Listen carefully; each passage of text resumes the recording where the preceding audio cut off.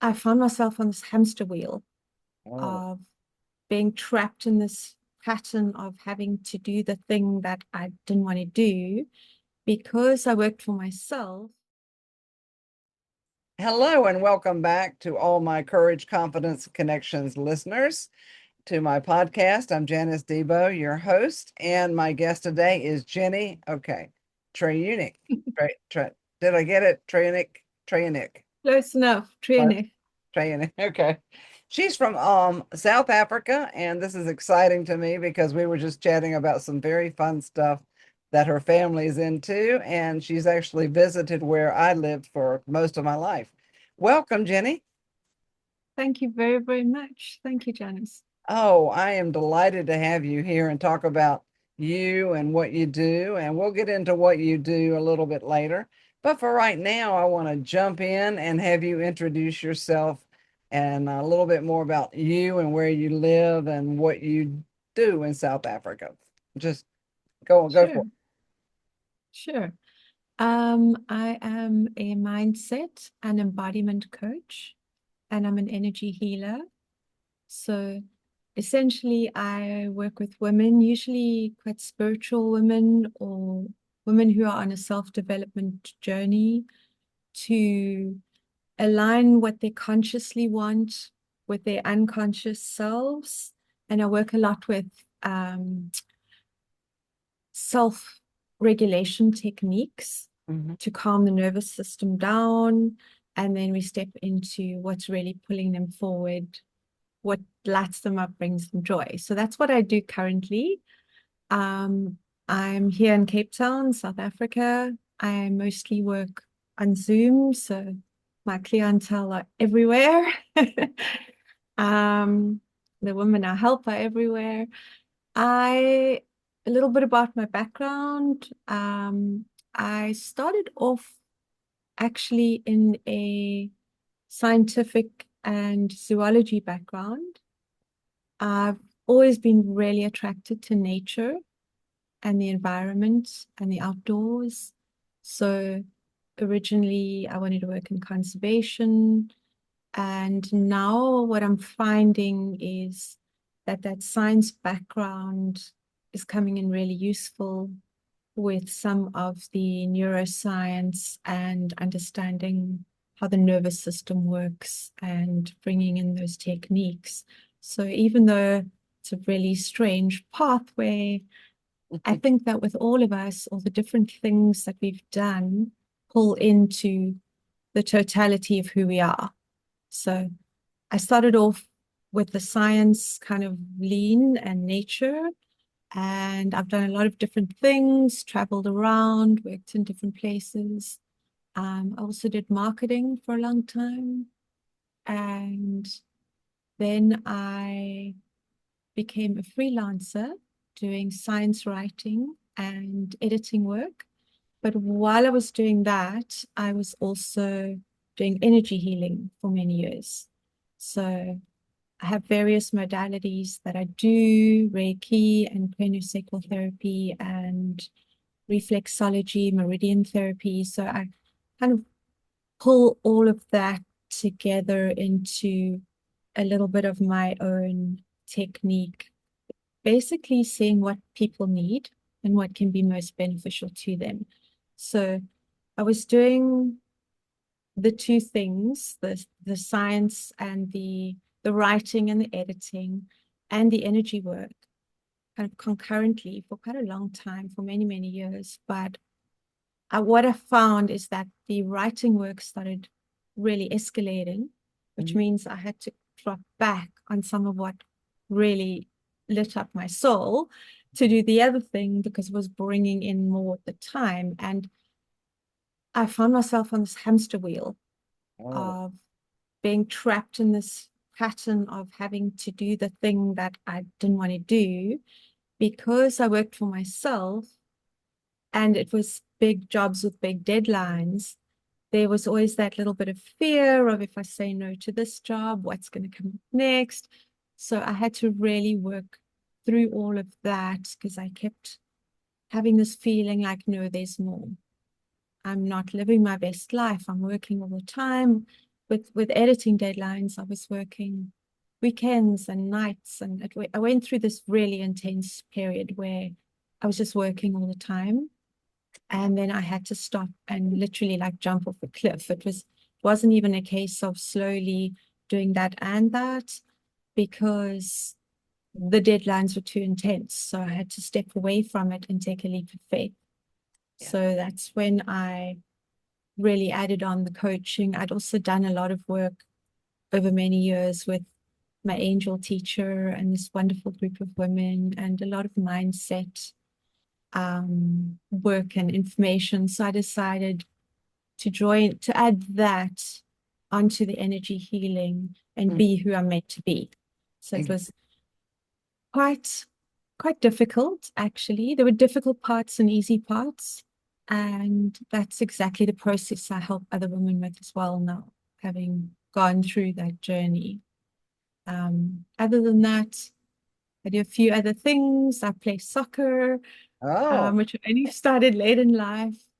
And really? Are you on a soccer team? yeah, I'm on a soccer team.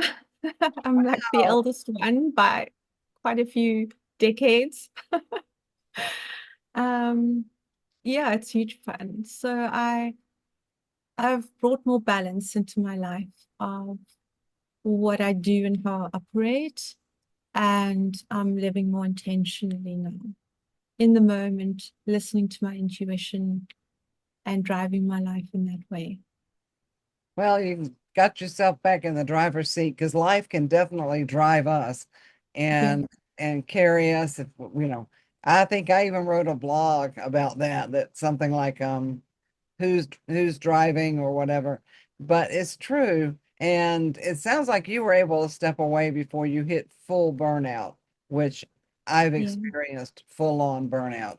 And it sounds like you were wise to step off that cliff and take a chance on something that you loved and leave behind the stuff that could have really devastated your well-being. To be honest, I think I did have some burnout, and especially kind of low level burnout for quite a while because it was very, very intense work. And it took me a while to really regulate my nervous system after that, Mm. which is also why I feel so passionate about that, about nervous system regulation, because I literally felt very just exhausted and depleted. Mm-hmm. And then it's a case of rebuilding yourself up from that. Right. Yeah. Yeah, that's great. But what you've learned through your journey, you're able to assist others on their journey. Women. Yeah. Yes, I see. But I'm curious, what inspired you to step into playing soccer at this point in life? Um, to be honest, many years before that of being a soccer mom, Oh, my daughter and my son both play soccer. And so I was watching soccer games for a long time, some at the school, some at another little group that my son played with for, and then some at the club where both of my children then started. And I kept thinking, I'm too old to start that. And watching them play and thinking, that looks like really great fun. And eventually I was just like, what's the worst that can happen? At least I'll get a little bit fitter and let me try it. And to be honest, I wasn't going to play matches and I wasn't going to play in the league. I was just going to practice and play and have fun. And then this is about 5 or 6 years ago now. They needed me for a match near the beginning of when I'd started to just have fun. So I was like, okay, I'll give this a go. And about 10 minutes in, I was like, oh, this is such fun. I love this. And I kind of have been hooked in ever since. I just really, really love it. oh, that is cool. So you were a soccer mom and you decided to be now you're just a soccer gal. Yeah. That is great. That is great. So we were talking earlier, and in our discussion, we were talking about more fun sports that your family is into. So I've got to explore this. I find it fascinating. It's something I've thought about doing, but never gave myself the opportunity. Not that it's too late, but you experienced it back in North Carolina, where I'm from, Raleigh to be exact, where I lived most of my adult life. And let's talk about that with our audience because this to me that is stepping into a completely different arena and giving yourself to natural forces. So Permission to play. permission to play. Let's talk about that. Let's talk about what it is your family. You said your whole family's into it, so let's discuss that. Yeah, to different degrees. So we're talking about skydiving. Yeah, that was a huge passion of mine for about 15 years. So I started skydiving here in South Africa, and I've jumped in a few different places, including in North Carolina.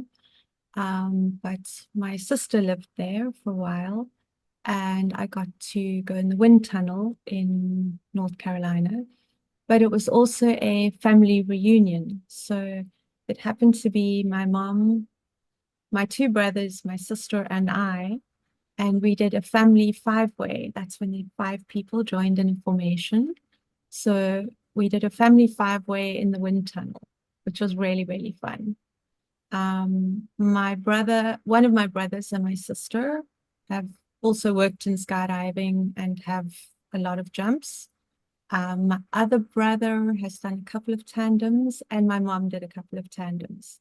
So all of us have done, which I think is quite unusual for five, like a mom and four siblings to all have done skydiving, Mm-hmm. and then to do the family five-way, not in the actual sky, but still as a five-way in the wind tunnel. It was a really, really special moment. That is fantastic. How does that work? What do you walk in and then they hit the air button and you're up? How does that work? No, you kind of leap in and the air's already going. Oh, you jump in and let the Yeah, air do its thing. That's yeah, fascinating. I have seen videos of that, and I knew that I absolutely knew it was there. Never took the chance. I don't think it was there when I left because I left in 2009. I don't, huge fun. yeah, it would be so much fun. Would you recommend people trying a wind tunnel before they jump out of a plane? They could do just to get the feeling. It's very, very different. What usually happens is practiced skydivers use the wind tunnel to train, to Oh, get more comfortable with flight. So they practice techniques, they can practice doing formations, because obviously it's a lot cheaper than jumping out and getting, your 40 seconds of free fall. mm. So they practice in the wind tunnel to really refine their skills and what they're doing. You still get that feeling of flight and moving your body, but it's not the same. It's not the same thrill as if you really want to experience the thrill of it.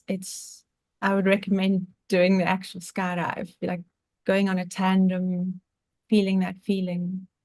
It's not everyone's cup of tea. I'm not suggesting it for everyone, but for those who feel drawn to that, it's really, really worth it. Pardon my to you and my audience, there seems to be a cat outside my window, and my cat is getting excited. Can't So, hear anything. oh my goodness. Well, they can't get to each other. That's the good news. Eh, oh my, they're talking to each other. Can you hear it? Can't hear anything. Okay. Okay, good. Pardon to my audience, whoever watches this. It's quite distracting. I've also got cats, Oh, and dude, sometimes other cats come, so I know the feeling. it's like you guys, there's a screen between them, thankfully. That did not sound good. They're doing the howling thing. All right. All right. Yes, I have one cat and there's one outside that's giving him a fit. All right. I may have to edit this. Go deal with it. Anyway, this is so fun to talk about. Now you're into soccer. Do you still skydive? No, I haven't for a long time. I haven't officially given it up. I never made the decision right now I'm not jumping anymore. It was more just life. Mm-hmm. So at the back of my mind, it's still something I want to go back to. Um, Yeah. I also really want to get into paragliding. I miss flight. Oh, yeah. I love flight. How high do you go when you skydive? I know there's a range, probably depending on your experience. Yeah, there's a huge range. If you're doing a, this is not the conversation I thought we'd be having, but this is kind of fun. Yeah. If you're doing static line, which means you're attached by a line to the plane, it's generally 3,500 feet or 4,500 feet, between 3,500, 4,500. It's always in feet. But you guys in the States, you measure in feet anyway, correct? Mhm. Okay, yeah. For us, Okay. I, we do meters, but for we were talking about the heights and the different ways that people do skydiving. So I will let you pick it up from there, Jenny. sure. So if you're doing a static line, which means you're attached by a cord to the plane and your parachute opens for you, then usually you jump from 3,500 feet. So between 3,500 and 4,500. Um, if you are, it depends on what size plane. Mm. So a lot of my skydiving was from what we call 8.5, 8,500 feet. If you're in a Cessna or a small plane like that. Otherwise, if you're a little luckier, you get to 10,000 feet. And if you're at what we call a boogie, where it's like a skydiving convention and big planes, sometimes it's much higher, and you can even have oxygen masks sometimes, Oh my. like jumping out of a hook. In the States, usually it's 10,000 and up. Mm. You don't usually jump from 8.5 there. That's more with the small planes. So it kind of varies in that zone. Um, yeah. That is fascinating. And like I said, I always like our audience to get to know the person behind the business. We are human beings first. And you've got some real interesting hobbies with the skydiving and soccer. I haven't met another adult that plays soccer. And you were first for several things here. So that is great. I love it. And so tell me and our audience how what you enjoy doing personally plays into your professional life, or does it? Is there a some kind of a flow that impacts your professional life? Um, yes and no. Okay. I think part of part of embodiment and part of self-regulation, one of the things is exercise. So that can take very different routes for different people. Mm-hmm. Um, that can be dancing, it can be going to gym, it can be doing yoga, it can be get a little less act like more stretching, and but yoga can also be very tough. Um, Yeah. it can be a different form of sport. Mm-hmm. It can be any kind of physical movement is one of the techniques. So I guess for me, soccer does really help me because I'm busy, I have things happening, and then I go, I play soccer, I'm in the present moment. Yeah. And especially playing a match, you can't be thinking about other things. Good You're boy. very much in the present moment. Mm-hmm. I mean, skydiving was even more so. That's very present moment. Oh yeah. Um, I would, so it does, it gives a rest for your mind and a focus on the body. And it's also movement, and movement is medicine. So good advice. yeah, I love the being in both worlds. It's important to be in the present moment with what you do on the side for fun. Is definitely required. I cannot, I couldn't jump out of the plane if I was going to be distracted by my cell phone. It's, No, it's actually a very good. I've never thought of it exactly in that way, but it's a really good present moment tool. I would agree that it has to be because you're it's life risking, and I imagine there's been parachute fails at different times, and it would be important to be aware of everything that's going on with that kind of Yeah, activity. I was trying to think of the word, it's activity.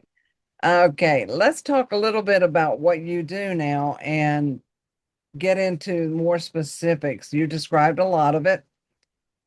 Let's talk about who you help and maybe give us a story or two of some success story, or maybe whatever you want to talk about in that regard. sure, sure. Um, there's essentially how it's worked out is there's essentially two different kinds of people that tend to come to me. The one is women who are feeling stuck in some part of their lives and they're navigating change. It's usually women in the second part of their lives, past midlife, who have usually been giving a lot and taking care of other people's needs. And then maybe their children have just left home, or they're about to, or they're navigating a divorce or a change in job, or they're just tired of the job and the current situation, and they know that there's more, and they know that they are meant for more, and they feel this call, this pulling forward that they can't quite identify often. They just feel it, Yeah. and they want to live in more joy and more authenticity, and actually feel like they're living in their purpose and they're on purpose and they're doing what they came here to do. Mhm. So those are very often the type of women that come into my world and that I end up working with. Um, and I don't think anything is by accident. So that's that's a really good fit for who Mhm. I love to work with. Um, and what I usually find is with women specifically, and this is a bit of a generalization, but we've had so much put on us also generationally that there can be a tendency not even to have a big enough vision for ourselves. It's true. So it's like the glass ceiling kind of thing of first giving ourselves permission to Mhm. dream as big as we want to dream. And so I usually help women just expand their dream as well. Like what does your heart say? What is calling you? What really lights you up? Not just, oh, okay, I think I could do this. Like expanding that vision and then helping hold the space for that vision and helping them to release those blocks that are holding them back. So how I like to phrase it and work is very much, it's also my science background comes in here, but it's conscious mind and unconscious mind. Yeah. Because our conscious mind can be going, I really want that thing, and that's the thing, and our unconscious mind is going, who are you to have that? Or how could you possibly do that? Or you're not good enough to do that. Or and so it's first recognizing that and addressing it, and then releasing those old patterns so that the conscious mind and the unconscious mind are in alignment. Because what happens is we try and make change in life. Mhm. And if it's just conscious mind based and we haven't addressed these underlying fears and the underlying patterns that are holding us back, we make some progress and then we kind of slip back It's true. into those old ways of being. So it's like our consciousness and our nervous system isn't able to hold that. So we try to manifest all these things and step in and set goals and be a certain way. Mm-hmm. And our nervous system is going, whoa, no, that doesn't feel safe. Because we can only hold what feels safe to our bodies. So that's why everything is so interwoven in the process that Mm-hmm. I how I work, because it's the conscious mind, the unconscious mind, and then regulating the body, regulating the nervous system to allow more to be held, Mm-hmm. to allow that safety and that expansion. Because biologically, we're not wired for expansion. We're wired for safety and survival. True. And yeah, and that's how our nervous systems operate, because historically and ecologically, that's what kept us alive, safe, alive, able to reproduce, essentially. So it is expanding that, going beyond that, and seeing what we can safely hold. So it's expanding the vision, clearing the blocks, Mm-hmm. aligning the subconscious and conscious minds, and feeling safe with your nervous system and within your body, Mm-hmm. and becoming more aware of the sensations in the body, of what our bodies are saying to us, because our bodies send us signals all the time, and a lot of us are just really good at ignoring it. And we tend to live in our heads, and especially life is so quick now, and there's so much going on, and we can get in these little head spins where there's people literally so out of touch with what's happening in their bodies. They're just like walking around, like focused on their head and their thoughts and what's happening, that their body can be screaming at them. And what happens is, usually before they take notice, they either get really ill or really injured. Mm-hmm. And then it's like, oh, now I'm going to listen to what is my body saying to me. But the body's usually been speaking for a long time before that. Mm-hmm. And we just like, okay, yeah, I'm busy, and we don't even notice. So it's part of living more mindfully as well, is really tapping into what is our body saying, what are the physical sensations, what is my body saying about my health, and then also what is my body saying about what's true for me. So when you take things in and you experience new things, it's bringing that into the body, and really feeling, is that my truth? Does that resonate for me? How does that match with what's already within me?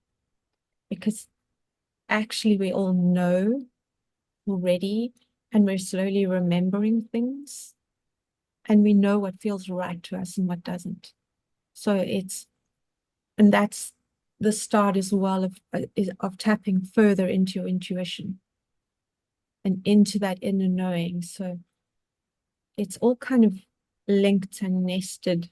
The concepts are linked and nested, but actually, really, it's just who we are, that we're the spiritual being having this experience in the physical body, Mm-hmm. but also our physical body is important and is sending us these signals and is communicating with us. And the trick when we're within our self-development is not to only be out there and be so far out that we lose touch with our physical body. It's taking our body along with us so that we can expand and be more and do more, and take our body with us and be tapped into the wisdom of our body. So yeah, I'm saying a lot. I'm just carrying on talking there. That's okay. Was there a time when you felt like you were, I know you went through that with the editing business and stuff. Was there a time you felt like you hit a glass ceiling and that you couldn't be more? Yeah, several times. Okay. I think I think we're all a work in progress. It's Mm-hmm. not like now we've just arrived, right? And that for me, it's like a spiral. Like we revisit the same kind of concept, but on a higher level. So it's not like a one and done. Now I'm sorted and now I'm perfect. Now I've got all this waxed. Like I feel like I learn and grow every single day. and it's a constant process. And as we come back to release more things and to feel a deeper level of confidence, that then spirals back, and we keep going with that process. So Mhm. I think sometimes people think they're going back to the same place, but we're moving forward. It's just a higher or deeper level of the same thing. So, yeah, to answer your question, there's a few different times in my life where I felt that at different levels, where I thought, oh, can I really do this? When I first started the energy healing, which was a few decades ago now, initially it was like, can I really do this? And in fact, what I didn't tell you is about 30 plus years ago, I had this experience where, and I wasn't living such a spiritually aware life back then. I was just doing my thing, and yeah, but I got the sudden visual where I could see blue light pouring from my hands. Hmm. And I was like, whoa. Oh. And then I got the knowing that I'm meant to be a healer again in this lifetime. And I totally clocked that. There was no doubt at all. It was very clear. But I also kind of put it on a back burner, if that makes sense. I was like, okay, I'll get to that. Mhm. And now I'm traveling, I'm doing this, I'm doing that. And so even having had that experience when I started the energy healing much later, I still had that little bit of doubt, and then worked through that and carried on. When I left the company I was working for, when I became a freelancer, I was like, can I really do this? Now Mhm. I'm suddenly responsible for earning my income every month, and I don't have a salary. And then when I became a coach, I had that again. That it like at each level as we're learning and growing, I also think it's kind of a natural human reaction for most of us Yeah. to then go, okay, and what tools do I need to bring in? And what work do I need to do on myself to know more fully and to feel within myself that actually I can totally do this? Hmm. And that's an ongoing process. Yes. It is, and it's a daily battle sometimes Yeah, can be. to keep going and not, I don't think we'll ever outgrow questioning ourselves. That's part of the growth. That's part Yeah, of the growth cycle. But it's interesting because we always wind up we let ourselves, we do what we have struggled with. We wind up helping others through our struggles.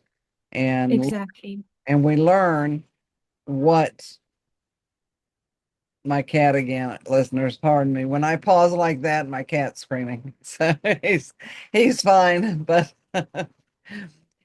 yeah, I'm glad Jenny has cats. She gets it. Anybody that has animals gets it. Okay. But we learn through our failures too. I know that I Yeah, have learned a lot to help others through my own tough times. And absolutely. yeah, it's a matter of being open. And I journal. I don't know if you do, but I Yeah, journal a lot. It has helped me to go back and look at some of my older journals and go, oh, wow, I got through that. I survived it. And now I'm way past that. I've outgrown that mindset. It's good to write your thoughts down in order to go back later and say, okay, when you start questioning yourself, you can look back and realize you have you have conquered that thought pattern. You have grown beyond that mindset. that is so powerful because we often don't give ourselves enough credit for how far we've come. That's right. And as we grow, that then becomes our new normal. And then we think this is how it is. And then when you look back, you're like, oh, right, I really thought that, or I really did that, or that's how I processed things. And now there's this. And it's quite is quite useful having the journals to go back and see that in a more concrete way. And journaling is very, very powerful. It is. I know that I've got 30 some years of journals sitting beside me. Wow. There's Yes. a book right there. Yeah, that's what I'm working on right now is my book. Ah, And I'll tell you, writing memoirs is harder than writing blogs. I've learned a lot, learning a lot through that process. but And also it must be hard to decide what to leave out. oh boy, yes, I'm in a writers group, and a little word to anybody who wants to write their story or write it all, get in a group, have some accountability. That's what it's all about. And as coaches, that's one thing we do. We provide accountability for you to help you grow. Jenny, how can people reach you? And then we'll have all that information at the end of the broadcast.